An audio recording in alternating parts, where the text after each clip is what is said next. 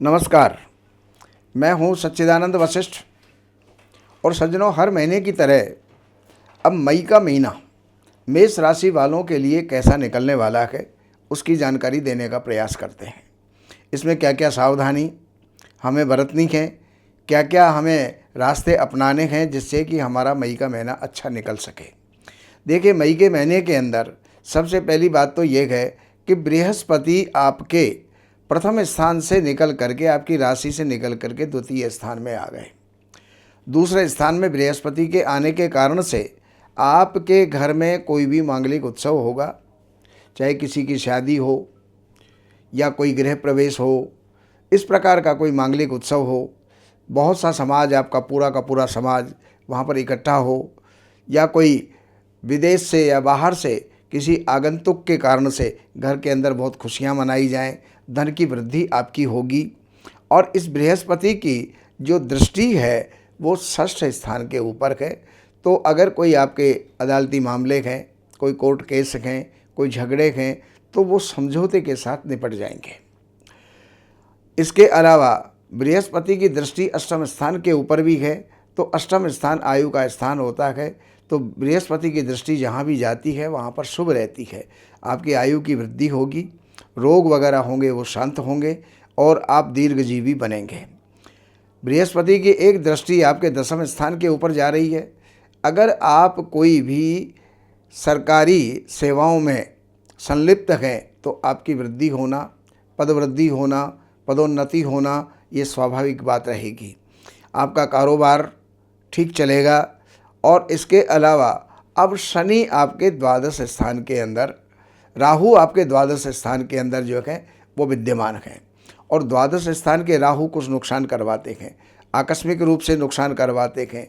तो अपने व्यवहार को, अपनी वाणी को आप संतुलित रखें, अन्यथा कोई भी जो है कोर्ट कचहरी हो सकती है, या फिर आपके शारीरिक अवस्था के अंदर भारी गिरावट हो सकती है, भारी नुकसान, चीटिंग वगैरह जो है आपकी हो सकती है। तो आपको सावधान रहना चाहिए।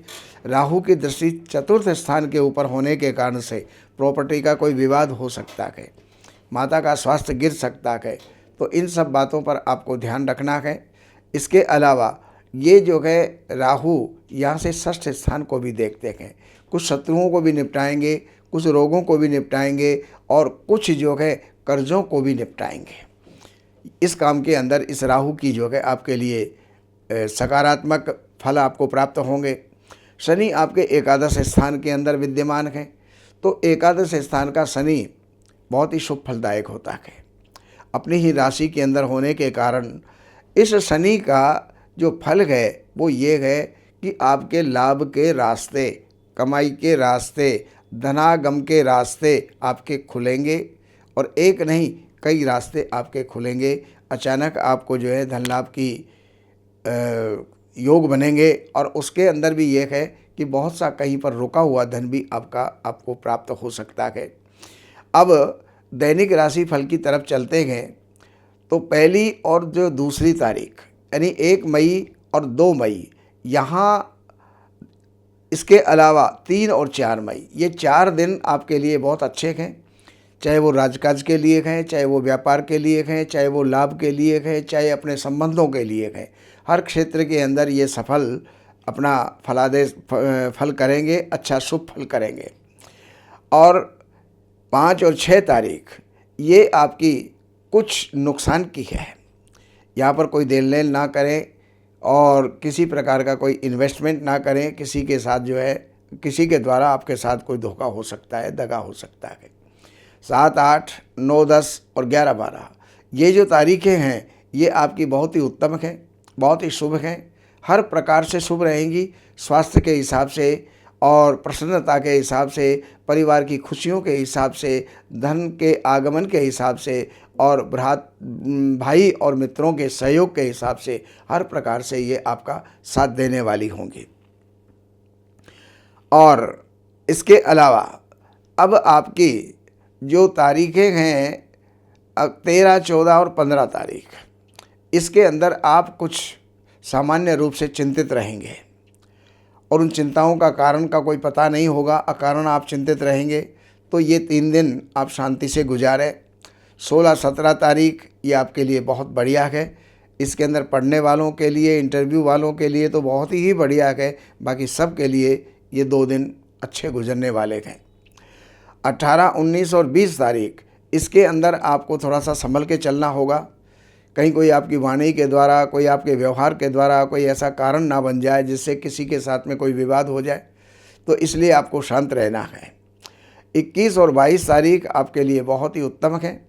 व्यापार के लिए भी, परिवार के लिए भी, पति पत्नी के लिए भी, प्रेमी और प्रेयसी के लिए भी, 2 पार्टनरों के लिए भी ये बहुत बढ़िया जो है गुजरने वाली है।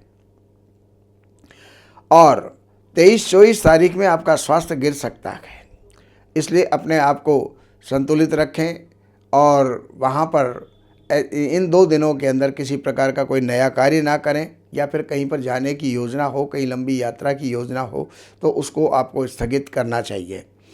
25, 26, 27, 28, 29, 30 और 31 ये जो 7 दिन हैं ये पूरे महीने के सबसे श्रेष्ठ दिन हैं, जिनके अंदर आपके बहुत से रुके हुए कार्य पूरे होंगे, बहुत सी खुशियां आपकी होंगी। आप लंबी चौड़ी यात्रा भी आप करेंगे, हो सकता है कोई विदेश की यात्रा भी आपकी हो। और बाकी इसके अंदर भाग्य आपका पूरा पूरा साथ देगा। राज्याधिकारियों से, राजनेताओं से, पिता से बहुत कुछ आपको लाभ मिलने वाला है और रुका हुआ धन भी आपको प्राप्त होने वाला है। ये जानकारियाँ हमने दी। बाकी जानकारियों के लिए नंबरों पर संपर्क करके, कार्यालय से अपॉइंटमेंट लेकर के और कार्यालय की सेवाएं हैं वो आप जो हैं अर्पण करके, और आप जो भी जानना चाहते हैं वो जान करके आप लाभ के भागीदार हो सकते हैं। नमस्कार।